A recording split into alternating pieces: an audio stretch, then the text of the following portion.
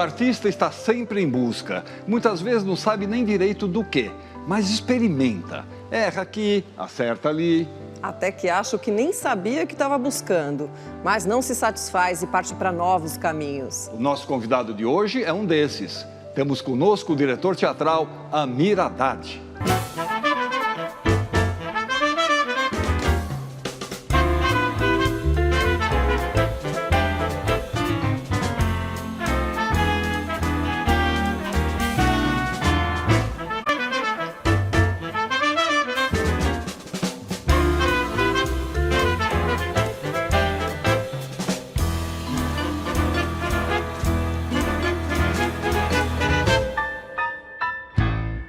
Amir Haddad, um prazer receber você no nosso programa.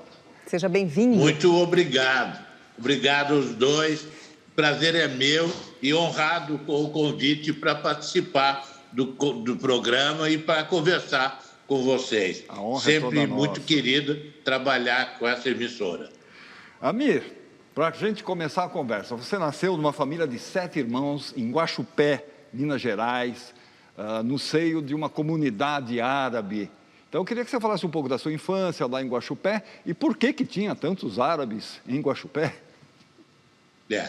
Eu não sei explicar, mas se dizia na minha casa que quando uma pessoa nascia na Síria, já se falava para ela, quando crescer você vai para Guaxupé. Então, já eram predestinados, já cresciam com a ideia de ir parar em Guaxupé. Eu acho que até hoje a cidade deve ter um pouco essa formação do povo árabe lá. Eu nunca mais voltei a Guaxupé a ponto de saber isso. Uma vez eu voltei a Guaxupé a convite do Marcos Frota, o ator Marcos Frota, que também é de Guaxupé. E então ele me levou para lá. E quando eu mostrei a casa onde eu tinha nascido, ele falou, mas o meu primeiro circo da minha vida, eu montei no fundo do quintal da tua casa. Ele disse onde era o circo. Então, descobrimos uma relação muito profunda entre a gente. E aí, lá em Guaxupé, prestaram uma homenagem a mim como um ilustre guaxupeano, visitando a cidade. Eu e o Marcos Frota éramos os dois ilustres, estávamos ali. Eu tenho Minas muito forte dentro de mim. Eu tenho o pão de queijo muito forte dentro de mim. E como é que foi essa vinda para São Paulo? Você veio para a rancharia, né, com 5, 6 anos de idade. Poucos árabes. Como é que foi essa adaptação? Olha, chegar em rancharia foi uma coisa interessante. Nós chegamos de madrugada, saltamos de um trem, a gente viajava de segunda classe. Era uma família muito grande, meu pai, minha mãe, uma tia e 7 filhos. Meu pai viajando. Então, não era nem segunda classe. O meu pai, ele fazia o que eles chamavam de tribofe, que era uma certa trapaça que se fazia nos trens. Ele botou a família inteira dentro do trem sem passagem. Então, nós estávamos todos ali meio clandestinos. Quando chegava o chefe do trem para picotar os bilhetes, as passagens, meu pai chamava ele do lado e dava uma gorjeta para ele. E aí ele recebia esse dinheirinho e deixava a gente lá. Eu quero dizer que meu pai, durante muito tempo, ele vendeu rapadura. Ele pegava as rapaduras de Minas Gerais, colocava tudo junto com ele num trem e saía pelas cidades vendendo rapaduras. E ele chegou um dia nessa cidade, rancharia, para vender rapadura. E a cidade era nascente. Ela prometia crescer e parecia que era interessante para um comerciante como meu pai. E ele achou que deveria trazer a família de Minas Gerais para essa cidadezinha nascente. E trouxe. E meu pai estabeleceu ali o seu comércio, ele botou uma lojinha, um pequeno bazar. Com esse bazar, ele criou os 7 filhos, nos botou em escolas, nos botou em universidades, nos deu a melhor formação possível com seu pequeno comércio. Ele foi um patriarca, verdadeiramente um patriarca. Uma história bonita. E corajoso. Uma história corajoso. bonita. Aí, mais tarde, já na juventude, você veio para São Paulo para fazer o colegial. Você fez o colegial aqui no Roosevelt, né? E parece que foi lá na escola, que o Roosevelt era um colégio de alto padrão, público, mas de alto padrão. E foi lá na escola que você viu pela primeira vez um espetáculo de teatro que te encantou? Foi. Você andou bisbilhotando minha vida, né, cara? Vasculhei tudo. Vocês são muito bisbilhoteiros como repórteres. Reportagem e bisbilhotice são sinônimos, né? Aqui, ó. Mas eu fui... você falou aí, apesar de público, era uma ótima escola, eu quero dizer, na época, as boas escolas eram as escolas públicas. Exato. É verdade. Entende? Então, era um privilégio muito grande você conseguir estudar numa escola pública, você conseguir uma matrícula, uma vaga numa escola pública. Exato. E entre as escolas públicas disponíveis de São Paulo, quando eu fui para lá, das melhores era essa, Colégio Estadual Presidente Roosevelt. E foi lá, é tão importante isso, foi lá que uma vez eu cheguei para a aula e tinha um tablado montado no pátio da escola, onde a gente sempre ficava. Eu lembro que eu encostei no balcão da cantina assim e perguntei, o que vai ter aí? Aí o cara falou, vai ter teatro. O quê? Ele falou, teatro. Eu levei um susto. Eu não sabia nem direito o que era teatro, nunca tinha visto teatro na minha vida, mas ia ter teatro. E era uma peça com o Sérgio Brito e a Eva Vilma, que eram atores já famosos, mas eu também não conhecia ninguém. Não sei como é que era o nome da peça, uma mulher acho que era uma mulher e dois palhaços, uma mulher... E a Eva Vilma fazia uma bailarina, ela aparecia com aquele tchutchu de bailarina, fazendo coisa com o Sérgio Brito e um outro ator, cujo nome eu não me lembro. Mas aquilo, eu não lembro direito tudo, mas aquilo nunca mais saiu da minha cabeça. Teatro, aquilo nunca mais saiu da minha cabeça. E São Paulo, na época, vivia uma efervescência cultural muito grande, não é? Segunda metade da década de 50, o TBC, o Teatro Brasileiro de Comédia, era uma coisa importante, o teatro era importante, não havia televisão e era uma alternativa cultural de entretenimento bastante respeitável, o teatro na cidade de São Paulo. E São Paulo também tinha pretensões culturais fortes. São Paulo é uma cidade atraente, interessante, né? Investia por aí. Então, o São Paulo tinha bom teatro e gostava do teatro que tinha.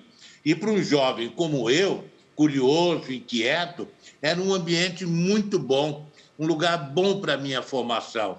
Assistir os espetáculos e ver o Sérgio Cardoso, e ver a Maria Della Costa, e ver a Companhia Nídia Alicia, e ver o Teatro Brasileiro de Comédia, e ver a Fernanda Montenegro fazer uma ponta pequenininha numa peça que eu assisti no Teatro Brasileiro de Comédia.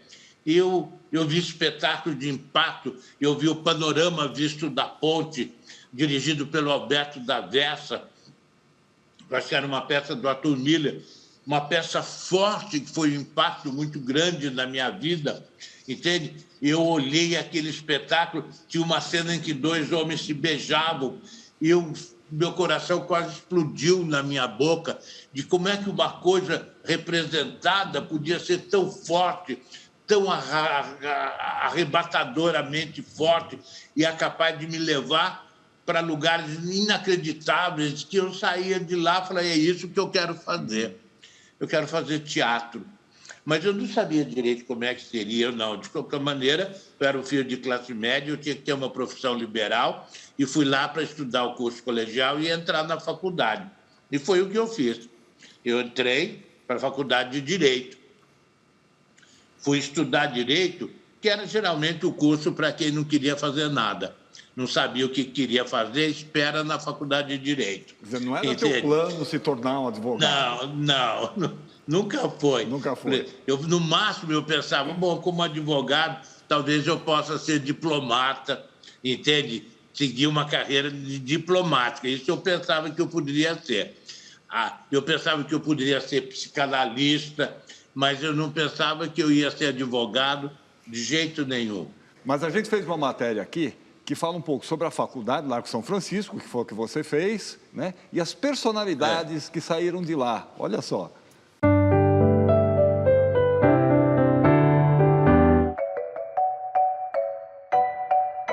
A Faculdade do Largo de São Francisco, em São Paulo, foi criada por uma carta de lei assinada por Dom Pedro I, em 11 de agosto de 1827, e foi a primeira instituição de ensino superior de direito no país. Nesses quase 200 anos de existência, partiram das suas famosas arcadas as mais importantes revoluções políticas e sociais do cenário brasileiro, como o abolicionismo, o movimento republicano ou o das diretas já. 13 dos 38 presidentes da República se formaram em suas salas de aula.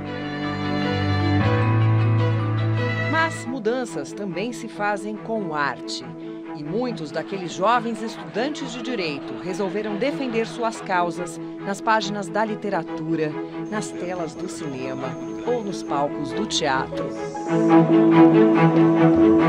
Entre eles, grandes personalidades como Castro Alves, Monteiro Lobato, Oswald de Andrade, Lígia Fagundes Telles, Nelson Pereira dos Santos ou Amir Haddad, nosso convidado de hoje. Jovens que optaram por revolucionar a cultura e mudar comportamentos, a mais eficiente forma de revolução.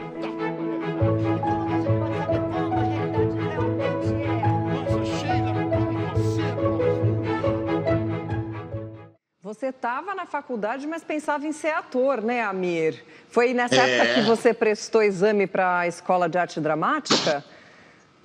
Foi aí que eu comecei a despertar. Você viu aí o Zé Celso. O Zé Celso era meu colega de banco de escola. Ficávamos sentados eu, o Zé Celso, o Renato Borg, a gente ficava sentado na última fila, falando mal da faculdade. Genial.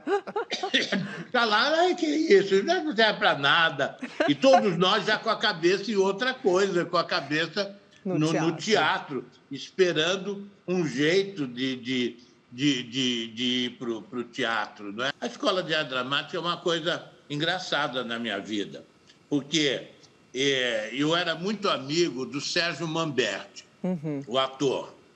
Nós dividíamos um quarto de pensão em São Paulo, morava numa pensão e dividia com ele. E ele chegou com essa história de que ele ia ser ator e que ele ia fazer exame na Escola de Arte Dramática. E ele falava, Amir, vamos fazer exame na Escola de Arte Dramática, é super legal, vamos estudar para ator. E a escola tinha já uma certa fama na cidade de São Paulo. Já tinha atores que eram formados pela escola. O Alfredo Mesquita tinha criado mesmo uma aura atraente para a escola. Era a única. Tinha uma na Bahia e outra em São Paulo. Não existia mais cursos de teatro no Brasil. Aí acabei indo. Fui lá fazer exame com ele. Ele passou, ele entrou na escola e eu fui reprovado no vestibular. Eu não passei. Aquilo eu acho que, não sei, me colocou em brios. Eu não entrei na escola de teatro, mas um ano depois eu estava fazendo teatro. Queria tocar nesse assunto agora. Você não passou para o curso de ator e foi ser diretor. Como é que foi a sua primeira participação numa montagem de teatro? Eu não fui ser diretor, eu queria ser ator. Mas aí a gente ia fazer uma peça, eu acho que era no Colégio São Bento, onde o Renato Borg tinha estudado, ele era meu colega na faculdade, mas ele fez o curso colegial no Colégio São Bento. Então a gente ia fazer uma peça lá, onde ele tinha estudado, e a peça era Cândida, do Bernard Shaw. Então, Fizemos lá, tinha os atores, eram duas atrizes, a Sônia e a Alzira Cunha, e os atores, que eram o Renato e mais dois atores, dois papéis masculinos, de dois ex-alunos do Colégio São Bento também. Então, se formou o elenco e eu fiquei sem papel. Eu falei, porra, e agora? E eu, o que eu vou fazer? Ele falou, você dirige. Assim que eu consegui. Não, tá legal, você dirige. Eu falei, tá bom, era um prêmio de consolação. Então, eu fui dirigir. E dirigi. E deu certo. E eu acho que eu dirigi bem. Eu lembro que a peça tinha uma movimentação excelente, que eu movimentava os atores muito bem. Uma coisa que eu nem me dava conta, que eu era tinha quase uma vocação de coreógrafo, porque os meus atores se movimentavam muito bem em cena. E o espetáculo com o Renato Borg e a Alzira Cunha ficou muito bom. Você fez parte do que seria o embrião, né, do Teatro Oficina e dirige dois espetáculos simultaneamente. Conta pra gente um pouco. Esse espetáculo, a Cândida do Bernard Shaw, que nós fizemos no Colégio São Bento, o Colégio do Renato, ali já tinha a possibilidade de sair dali, como deu certo, a gente fez um grupo. A gente foi trabalhar, eu acho que tinha um centro cultural. Dom Vital? Dom Vital? Dom Vital, isso. E a gente foi trabalhar ali, se organizado, eles nos acolheram no lugar para ensaiar, e a gente começou ali a pensar alguma coisa que a gente podia fazer. Foi quando apareceu o Zé Celso com a peça dele, não é? Ele tinha uma peça, Vento Forte para um Papagaio Subir, entende? E a peça foi uma revelação. E a montagem era junto com a Ponte, né, do Queiroz Teles? A Ponte, do Carlos de Queiroz Teles. Eram duas peças e um ato. Então, o Carlos Queiroz Teles também era nosso companheiro da Faculdade de Direito. Nós temos alguns depoimentos para mostrar para você. O primeiro deles é de uma pessoa que acompanhou esses seus primeiros passos lá no Oficina e os primeiros passos do próprio Teatro Oficina, né? Olha só. Amir Haddad era um jovem diretor de teatro, quando dirigiu duas peças de teatro. Amir dirigiu muito bem as peças. Depois disso, Amir Haddad ficou um grande diretor de teatro e fez inúmeras peças com muito sucesso e tornou-se objeto de admiração de todos nós como um dos grandes diretores de teatro de toda uma geração. Que beleza o Jorge da Cunha Lima falar isso. E eu era admirador dele, eu era novinho e ele era uma figura. Emocionante. Pô, vocês fizeram um trabalho lindo, obrigado, hein? E mais? Você que tem um trabalho lindo, porque, olha, na sequência vem a Incubadeira, também um texto do Zé Celso, com direção sua, uma peça premiada. Foi uma peça que fez sucesso. Isso foi que estimulou o grupo a se profissionalizar, Amir? Eu não sei te falar direito a respeito dessa profissionalização, mas o sucesso da Incubadeira foi muito grande. Nós fizemos a Incubadeira pro Festival de Teatro Universitário, Teatro de Estudantes do Pascoal Carlos Magno. Nós fomos fazer a Incubadeira, acho que era em Santos o festival. Em Santos, exatamente. E fizemos muito sucesso, muito sucesso. O Renato Borg ganhou o prêmio de melhor ator, a Eth Fraser ganhou o prêmio de melhor atriz, eu ganhei o prêmio de melhor diretor e o Zé Celso ganhou de melhor autor. E consolidou o nome do Grupo Oficina, do Teatro Oficina, entende? Ficou forte e eu ainda continuei trabalhando com eles, mas depois eu me afastei, fui dirigir umas companhias profissionais e o Zé Celso continuou com o Renato no Teatro Oficina. Amir, você estava falando aí do Teatro de Arena. O Oficina e o Teatro de Arena foram as grandes novidades do cenário teatral depois do TBC. Mas havia pontos de convergência e pontos de divergência. A gente pode falar sobre isso no próximo bloco? Pode sim, é interessante. Legal. Pode sim. Voltamos já com o Persona.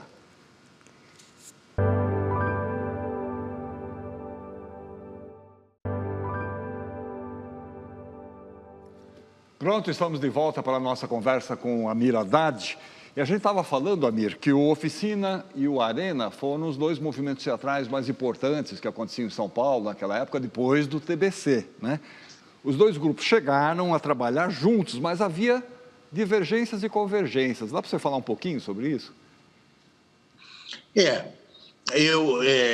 Era obviamente duas tendências. A coisa que eu tenho mais forte dentro de mim é que o Teatro de Arena tinha uma vocação política partidária muito forte. Então, ele se orientou nessa direção quando começou a ficar mais comprometido politicamente. Quando começou com o Zé Renato, não tinha isso tão forte, mas depois foi ficando muito forte. Agora, nós da Oficina, eu e o Zé Celso, a gente era muito mais ligado ao TBC do que ao Teatro de Arena, entende? A nossa formação passava muito mais para os espetáculos do TBC, pela sala de teatro, por assistir os espetáculos do TBC, do que por assistir o Teatro de Arena. O Boal foi muito importante. O Boal era um interlocutor de primeira classe e acabou se transformando num grande amigo meu, entende? O Boal era um companheiro, uma voz que me acompanhava. E depois que o Boal morreu, a minha solidão ficou enorme, enorme. Eu me senti muito sozinho. Eu não tinha mais aquela pessoa do meu lado que me permitia ir para qualquer lado. Eu falei, eu posso fazer qualquer loucura, porque o Boal não faz nenhuma. Ele está no lugar certo. Ele me permitia arriscar, entende? E eu sinto muita, mas muita falta. E principalmente porque eu vim para o Rio de Janeiro e o Boal também veio para o Rio de Janeiro. Então, uma eventual ligação que eu poderia ter com o Zé Celso ficou mais estremecida, dada a distância geográfica que eu me encontrava dele. Embora eu achava que São Paulo era pequeno demais para mim e para o Zé Celso. Entende? Eu falei, Zé Celso, fica com São Paulo que eu vou pegar o Rio de Janeiro. Boa. Mas era isso. Então, e o Boal ficou muito próximo de mim, ficamos muito amigos, tive momentos excelentes com ele. Nós nos aproximamos, por acaso, quando ele estava em Nova York e eu também estava com uma bolsa de estudos lá. Eu não tinha muito contato com ele, nos encontramos lá. E lá conversamos muito, aprofundamos muito as nossas ideias e nos tornamos amigos mesmo, grandes amigos. E quando voltamos para o Brasil, eu continuei muito amigo dele. E quando ele morreu, eu senti um vazio enorme, uma falta, uma solidão muito grande, muito grande. Sinto até hoje. É uma pessoa que faz falta para a vida cultural e política brasileira, é o Augusto Boal. Ele teve uma morte prematura. Amir, você disse que nem sabia quem era Brecht antes de se envolver com Oficina. Isso lá pelos anos 50. Mas a gente pode dizer que ele foi uma grande influência para o tipo de espetáculo que você faz, não? Nossa, acabou sendo mesmo, entende? Não sei, alguém já me falou que eu sou um modelo brechtiano tropical, entende? E eu achei ótima essa definição, mas eu não sabia quem era. Eu lembro que uma vez eu estava conversando com um amigo meu, era o Celso Paulini, que era também uma pessoa meio de teatro, intelectual, e era mais avançado que eu. Eu era ignorante, ele já era sabidão. Então, eu falei assim, poxa, Celso, esse Stanislavski, ele é danado, não é? Ele fez a teoria dele, nunca mais ninguém apareceu para falar de teatro depois dele. Aí o Celso falou, que isso, cara? você nunca ouviu falar em Brecht? Eu falei, não. Ele falou, pois então, o Brecht é o outro. O Stanislavski não é o único. E o Brecht é que anunciou, entende, o final do Stanislavski e uma outra era para o teatro, uma outra leitura do trabalho do ator, da dramaturgia, de tudo isso. Você precisa saber de Brecht. Então, foi aí que a minha cabeça abriu e eu fui começar a querer saber quem era o Brecht e acabei sabendo. E hoje ele é muito próximo de mim, e o Stanislavski ficou um parente distante. É muito grande mesmo a contribuição que o Brecht traz ao teatro. Sim. A gente tem que reconhecer, porque muda tudo.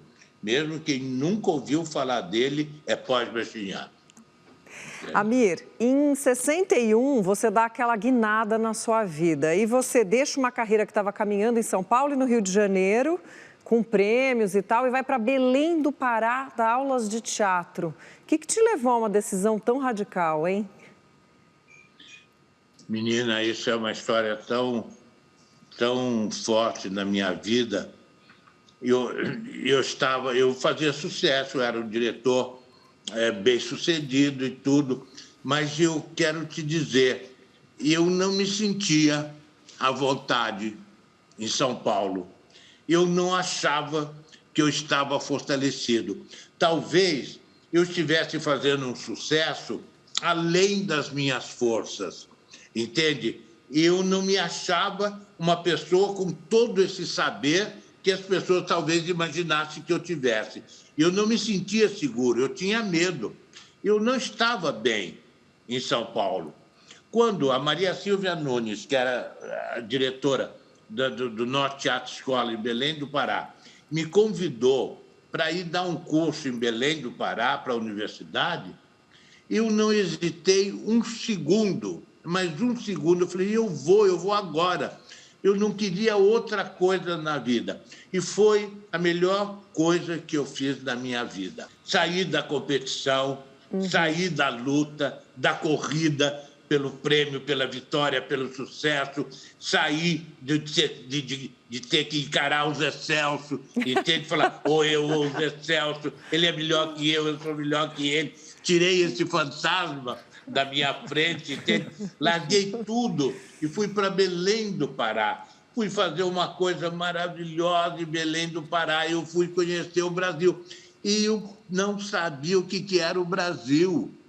Para mim, o Brasil era o Gigeto, a Bela Vista com os teatros e o Teatro de Arena. Esse miolo aí de São Paulo que era o Brasil. O Gigeto onde eu comia e os teatros que eu frequentava. Eu nunca imaginei que tivesse outra coisa no Brasil. Eu era esse tipo de paulista, entende? Era isso a vida. Agora, Amir, então tem uma pergunta curiosa para você. É de se imaginar que lá naquela Belém do Pará, dos anos 1960, você deve ter encontrado um ambiente teatral que era completamente diferente do que existia em São Paulo e no Rio de Janeiro. Como é que foi isso? Olha, rapaz, isso que você está me falando é uma pergunta possível e que eu ouvi. Quando eu fui para lá, eu ouvi, embora não seja assim como você está falando, mas uma pessoa era Paulo, ele era professor da Escola de Teatro do Alfredo Mesquita, Paulo... Mendonça. Lembra dele? Paulo Mendonça. Paulo Mendonça. Era Paulo Mendonça. Eu lembro que ele falou assim para mim, mas, Amir, você vai para lá, mas não existem condições sociológicas para fazer teatro em Belém do Pará. Que é uma coisa assustadora falar isso, típico de um paulista, né? Típico. Paulo Mendonça. Então, ligado ao Alfredo Mesquita, da burguesia, a um certo tipo de coisa. Então, eu falei, não tem condições sociológicas de fazer teatro em Belém do Pará. Eu fiquei chocado com aquilo. Falei, não sei, tem sim, eu vou para lá. E fui. Cheguei em Belém do Pará, fui para a casa da amiga minha. Nessa noite, a gente saiu para eu ir conhecer a escola de teatro. Quando eu saí na noite paraense da casa dessa minha amiga, eu pisava no gramado da casa, era água, porque é muito molhado, chovia muito, eu pisava, pisava na água. Eu, assustado, eu perguntei para minha amiga, a gente se acostuma com isso? Ela falou, não se acostuma. Aí foi ótimo. Eu falei, tá bom, então. Honestamente, não. É com isso que eu tenho que resolver, que sobreviver, né? Tem que me conformar. E diretamente do Pará, a gente tem um depoimento bem especial para você. Olha só de quem é. Ai, meu Deus, vocês querem me matar. Vamos lá. Amir, nós convivemos aqui em Belém durante 4 anos no curso de introdução ao teatro. E depois, mais 3 anos no curso de formação de ator. Agradeço muito, aprendi muito com você, da sua experiência. Foi muito bom conviver com você. Apesar de você entender de teatro com bem poucos, você sempre foi muito simples, humilde. Obrigado, amigo, pelo nosso tempo de convivência e pelo agradável convívio, pelo muito que aprendi de você. Finalizando, espero a mim e peço a Deus que você tenha uma longa e frutuosa vida para o bem do teatro brasileiro. Um abraço, saudades, até sempre. Nossa, que coisa comovente ver ele, o Cláudio Barradas. Ele, quando eu cheguei em Belém do Pará, ele era um ator famoso na cidade, não é? Ele era uma figura do teatro paraense, ao lado da Maria Silvia, que era uma diretora. Ele era um ator e era um batalhador do teatro paraense, sempre foi, sempre foi. E o meu encontro com ele sempre foi muito bom, nosso trabalho junto foi muito bom, e eu fico muito, muito emocionado de ver ele falando. Ele é mais velho que eu, ele deve ter mais de 90 anos de idade já. Ele está com 90 anos agora. 90 anos, né? Então, ouvi-lo e ouvi-lo e falar essas coisas é uma coisa muito boa. E ele sempre teve um papel importante na vida cultural paraense, sempre. E sempre foi êmulo e estímulo para mim, entende? Ter o Cláudio Barradas vivo trabalhando me fazia também trabalhar melhor e pensar melhor e ficar mais vivo. Ele é uma instituição da vida cultural paraense. Agora, de volta ao Rio de Janeiro, depois de Belém do Pará, você faz um espetáculo impactante com um grupo chamado Comunidade. O espetáculo se chamava A Construção, que te deu o Prêmio Mulher. Em que medida essa experiência lá de Belém do Pará te ajudou na criação desse espetáculo?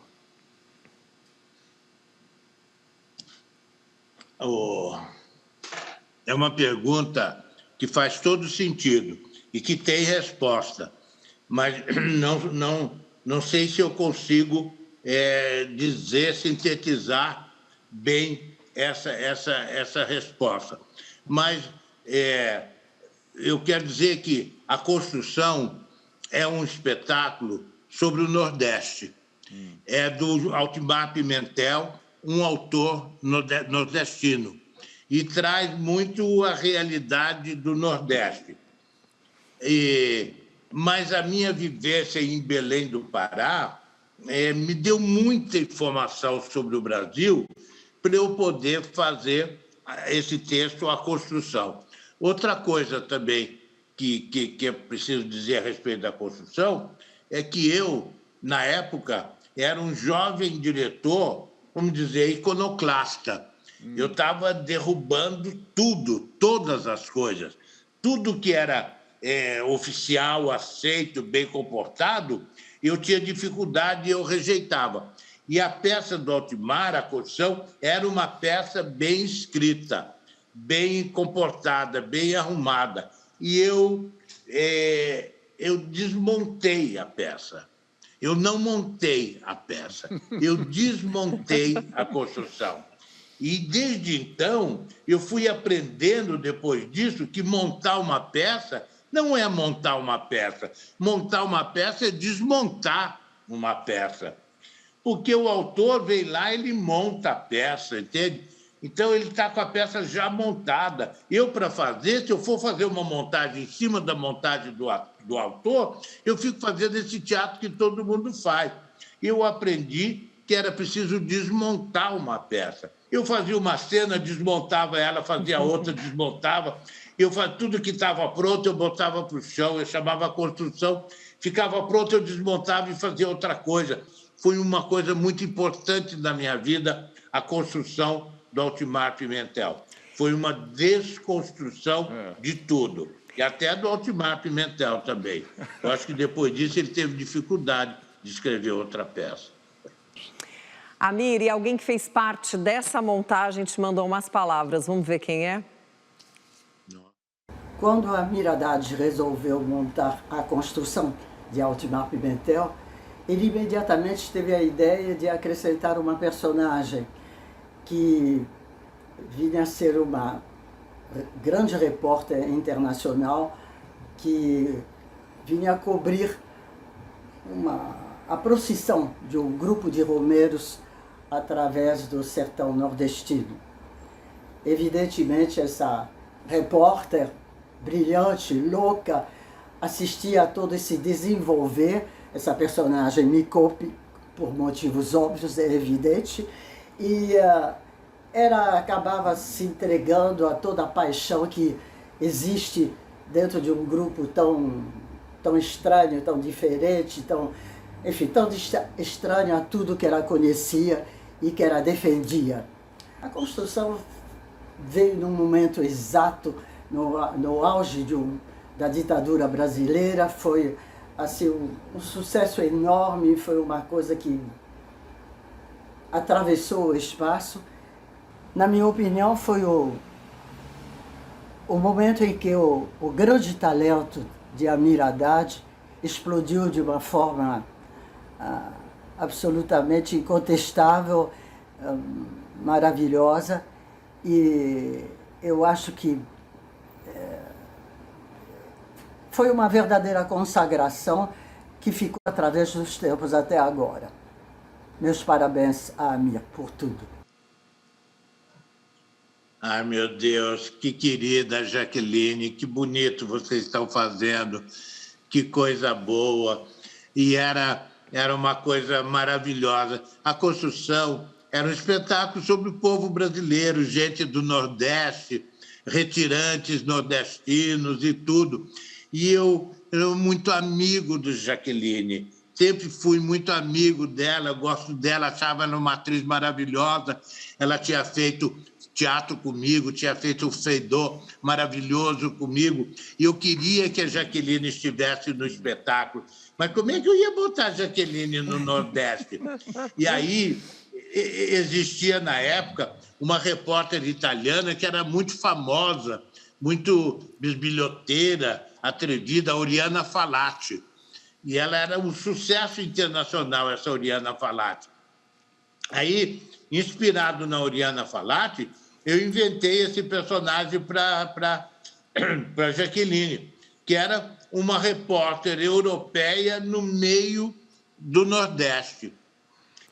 E aí, Amir, na década de 80, você dá uma nova guinada na sua vida, para surpresa geral, e cria o grupo Tá na Rua, né? Desenvolve todo um conceito de arte pública, leva os espetáculos para a rua. Você estava sentindo falta de alguma coisa, era isso? De novo vinha aquele Amir que não estava ali preenchido? O que foi? Eu estava, querida, eu estava inquieto. Inquieto. Aquele teatro italiano, da maneira como a gente conhecia, ele servia a um pensamento das classes médias da burguesia. Era o lugar ideal um palco distante, uma plateia onde ficava todo mundo sentado, estava todo mundo em ordem, ninguém mexia com ninguém e dava tudo certo. Eu dormia na minha poltrona, o ator declamava lá em cima do palco, estava tudo na paz de Deus. A cortina abria e fechava, batia a palma e pronto. Eu comecei a ficar inquieto demais com aquela ordem que tinha dentro da sala e comecei a mexer demais no universo interno, naquela organização que tinha. As poltronas saíram, foram para os altos, os atores subiam e desciam, o público não tinha mais lugar para ficar, ninguém sabia mais onde era lugar de público, onde era lugar de ator, ficava tudo misturado e era muito atraente aquilo tudo, mas teve uma hora que não dava mais, porque as quatro paredes estavam me aprisionando, eu precisava de mais. E aí eu vazei, comecei a vazar, ir para os espaços abertos, fui para quadras, entende? Trabalhar em quadras de basquete, quadras de vôlei. Ter ido para o espaço aberto salvou literalmente a minha vida. Porque se eu não tivesse ido, eu já teria tido as doenças que a gente tem. Eu já teria tido, talvez, o câncer, eu já teria tido um derrame, hemorroidas, certamente, eu teria tido muitas, entende? E tem todas essas coisas de prisão, de fechamento, derrame, tudo isso que dá o organismo preso. Indo para o espaço aberto, tudo começou, as energias começaram a fluir dentro de mim. Me salva. O teatro na rua me salvou e me salva sempre. Que lindo eu isso, adoro Amir. a praça. Que lindo isso. Amir, não podia faltar aqui as palavras de alguém do grupo, né? Do Tá na Rua. Vamos ver quem é. Vamos ver.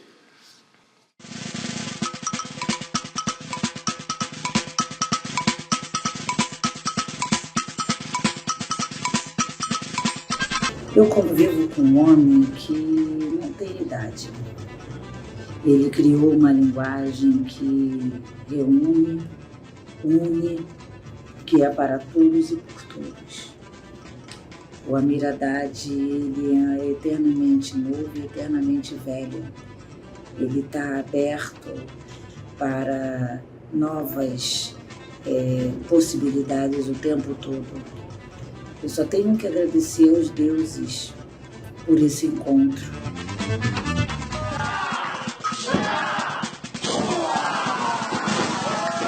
Ai, que lindeza. E vocês são danados mesmo, hein, gente? Vocês, repórteres, foram pegar logo a Renatinha. Que boa escolha que vocês fizeram. Que boa escolha, tão querida. Hoje, ela é a principal atriz do meu grupo, é uma força, é poderosa, é bonita, é ativa, é uma mulher do seu tempo, uma mulher negra que conhece o seu valor, os seus direitos, e é uma excelente atriz. É uma extremamente representativa do que eu acho que é uma atriz do grupo Tá na Rua. Agora, Amir, assim. Você costumava dizer, eu acho que ainda costuma dizer, que era necessário carnavalizar o teatro e teatralizar o carnaval. No próximo bloco, vamos tocar nesse assunto? Vamos ver o que dá. Vamos ver o que dá. Voltamos já com o Persona.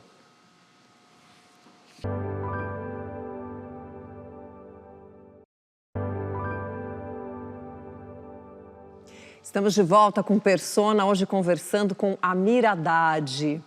Amir, vamos lá então, teatralizar o carnaval e carnavalizar o teatro. O teatro estava muito sério e o carnaval muito alienado?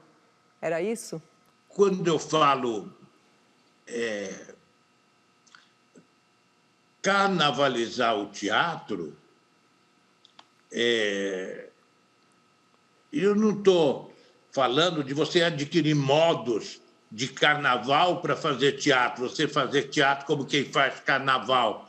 Entende? Nem sei o que seria isso, fazer teatro como quem faz carnaval. Mas pensar, entende, o que é o carnaval. Não é? Então, eu parto por aí. Então, quando chega a época do carnaval, o prefeito da cidade entrega a chave da cidade para o Rei Momo, não é? Simbolizando que, a partir daquele momento, a autoridade que aquele prefeito representa não está mais vigorando. E todos os valores que ele representa estão abolidos. E que outros valores vão passar a valer agora, que são representados pelo Rei Momo. E dá a chave para o Rei Momo, que aí é a brincadeira, é a liberdade, é o jogo, é o humor. Tudo que a gente pode dizer que não é sério passa a ser o que está valendo, entende? E a autoridade desaparece. Então, você não está mais sob controle de nenhuma autoridade. Você está em plena liberdade. Você está autorizado a ser quem você é, do jeito que você é. Por isso, o carnaval, entende? Então, o teatro carnavalizado é um teatro que não obedece a regras. Entende? Que tem um ator livre que se comunica com outro ator livre e outro ator livre. Agora, carnavalizar o teatro e teatralizar o carnaval é você, na sua liberdade, dar expressão àquilo e não ficar só fazendo as brincadeiras de carnaval. Mas com a liberdade do carnaval, você estabeleceu um diálogo com o mundo, com a plateia, com outras pessoas. Agora, no carnaval, você participou de 2 polêmicas, pelo menos. Vamos pela ordem. Na primeira delas, a famosa coreografia dos mendigos no desfile da Beija-Flor. Beija-Flor. Cristo Proibido. Muita atenção nesse episódio, né? Isso foi um momento maravilhoso da minha vida, viu, gente? É muito bom. É muito bom eu poder ter participado desse acontecimento e ter isso no meu currículo, vamos dizer assim, né? Ter feito esse abre-alas do desfile da Beija-Flor para o Joãozinho 30. Quando entramos na avenida e começamos a desfilar, fez um silêncio de morte na avenida. A gente falou, meu Deus do céu, estamos perdidos. Eu morri de medo. Falei, fudeu. Aquele silêncio, porque a plateia ficou olhando aquilo estatelado, não tinha fantasia, não tinha nada, era tudo trapo, não tinha ninguém com um rímel no olho, nada, sujos, rasgados, aquilo entrando, 250 atores entrando daquele jeito, não tinha nada. Mas, de repente, começaram os aplausos. Começaram a aplaudir, porque a força que saía do chão era muito grande. Era uma coisa maravilhosa, forte, gigantesca. Era muito bom. É uma coisa inesquecível. No meio disso, aquele Cristo ali, e a igreja implicou no que queria o Cristo, e aí o que se conseguiu foi que cobriria o Cristo para não estragar, não podia tirar o carro, cobrir o Cristo para fazer. Para o desfile das campeãs, a igreja autorizou a descobrir o Cristo. Os padres falaram, não pode deixar o Cristo, foi lindo o desfile. Aí o Joãozinho não quis, nem eu também. E ele falou, de jeito nenhum, esse Cristo não vai ser descoberto nunca. Ele, do jeito que está coberto, ele tem muito mais força do que se ele viesse descoberto. Claro. Então, ele continuou coberto e foi. Mas foi uma experiência emocionante. Eu tive essa experiência, eu tive uma outra experiência com o Joãozinho também, em outra escola, quando ele falava sobre o profeta Gentileza. Antes de falar disso, a gente pode te mostrar uma matéria? Claro, querida, vamos lá, vocês são ótimos. Então, bora lá.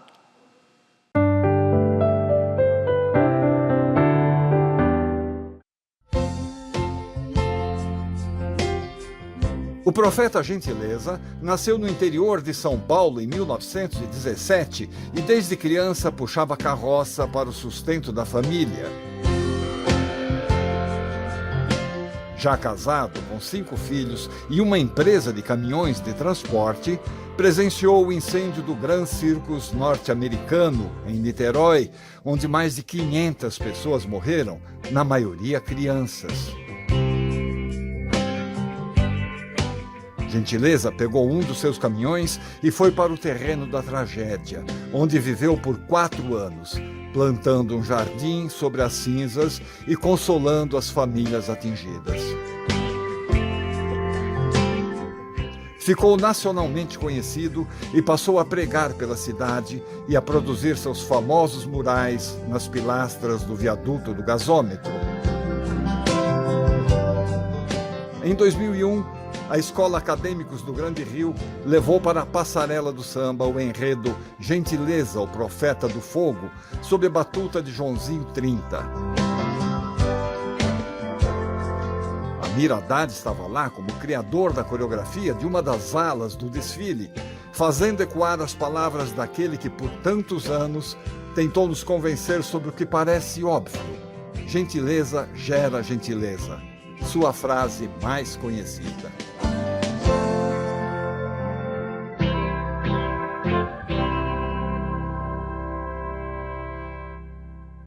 Ai, que bom, que presente vocês estão me dando, meus amigos.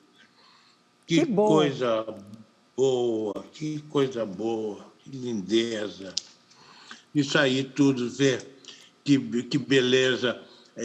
Nesse desfile Gentileza gera gentileza, eu tinha uma ala e era justamente a ala sobre a violência. Quando terminamos de cantar e mostrar para o Joãozinho, ele se abraçou comigo, ele chorou tanto abraçado comigo, mas ele chorou muito, entende? Agradecendo, dizendo que estava lindo, e eu com ele, porque era uma pessoa maravilhosa. Ter sido amigo dele, ter trabalhado com ele, é um privilégio que eu tive na minha vida, entende? Ter convivido com uma pessoa como o Joãozinho 30. Assistindo o ensaio, tinha ali repórteres, e um repórter do jornal O Globo fez uma foto em que tem um ator com uma roupa que não chega a ser de um policial, mas é uma roupa que lembra um policial, espancando um folião. Então tem uma pessoa no chão e o policial com a mão assim, a foto é só isso, com a mão levantada e embaixo o outro. Um flagrante daquela ala inteira que eu mostrei para o Joãozinho, que o Joãozinho me abraçou chorando. Saiu no jornal, daí a pouco a gente recebe o chamado, eu e o Joãozinho. O presidente da escola, o bicheiro, nos chamou lá, mim e o Joãozinho. Nós fomos lá, chegamos lá na sala, estava ele e o secretário de Segurança Pública na sala. E ele, de dedo no nariz do Joãozinho, mas passando um sermão violento, repressivo, escroto, falso, moralista em cima do Joãozinho, dizendo que não poderia fazer uma ala daquela e que estava ali o secretário de Segurança reclamando por nós estarmos denunciando a violência policial e no desfile. Isso não pode ser feito. Essa ala não pode ser feita assim. Foi muito duro. Não havia nada a ser dito. A gente voltou. Essa ala inteirinha, que era assim, veio, todas elas com um raminho de flor na mão, dançando e fazendo um gestinho de paz e amor. A ala inteira. Tiramos tudo, ficou paz e amor. O Joãozinho ficou desolado e eu nunca mais quis trabalhar no carnaval. Nunca mais. Eu já tinha sofrido muita censura, muita repressão no meu trabalho, mas nunca de uma maneira tão violenta, tão desagradável, tão assustadora como essa. Me afastei e não fiz mais. Então a gente vai voltar agora do carnaval para o teatro. Que tal? Vamos lá. Então a gente vai ver um depoimento, olha só, de quem é. Amir Haddad, feliz de estar aqui com essa oportunidade de dizer publicamente como você é uma pessoa importante para mim. tanto na minha vida teatral quanto na minha vida pessoal. É um privilégio trabalhar com você, Amir. Você me faz tantas perguntas importantes, você me fez tantas perguntas importantes que nós já estamos na nossa 4ª peça. Espero trabalhar a vida toda com você. Você, quando entra no teatro, a sua presença já nos diz tanto, sabe? Obrigada por você existir, obrigada por tudo. Eu te amo, te amo, te amo, te amo, te amo. Que lindeza, que coisa bonita, né? A minha vida com a Clarice também é um encontro importante, definitivo, né? São anos e anos de trabalho sempre juntos. É uma fidelidade muito grande dela a mim e minha a ela também. É uma pessoa especial, uma mulher de teatro. Uma mulher de teatro, ela não é mais nada. Ela não faz mais nada. Ela faz teatro. Se você perguntar para a Clarice o que ela fala teatro. Fala teatro, que teatro, sim. Só teatro, só teatro. Ela é uma mulher de teatro. Foi uma Muito conversa obrigado. preciosa essa que nós tivemos hoje com você. Muito obrigado pela sua disponibilidade. E faço voto que você continue sendo sempre essa pessoa inquieta, que esteja sempre correndo atrás do seu desejo. O que te move é o desejo, né? Um grande abraço para você, Amir. Obrigada, porque essa sua aula de teatro não é... O teu fazer teatral para a gente é uma aula de vida mesmo. Muito obrigada, Amir. Obrigada. Imagina, eu que agradeço a oportunidade, o espaço que vocês me deram, a gentileza e a qualidade da entrevista, das perguntas que vocês me fizeram. Eu fico muito feliz de ser merecedor e ser provocador também dessa qualidade, entende? Eu fico muito, muito feliz. Foi um momento encantador. Obrigado, gente. Nós é que agradecemos, Amir. Obrigado a todos que acompanharam o programa e até o próximo Persona. A gente volta no domingo, hein? Até lá. Obrigada, Amir. Grande Amir. Dá vontade de fazer aula de teatro só para ter essa aula de vida, porque sem pretensão de ser atriz. É verdade, Amir. Obrigada. É muito bom. É muito bom mesmo. O teatro é a melhor metáfora para a vida. Né? E a vida é a melhor metáfora para o teatro. Não dá para separar uma coisa da outra. Não separo.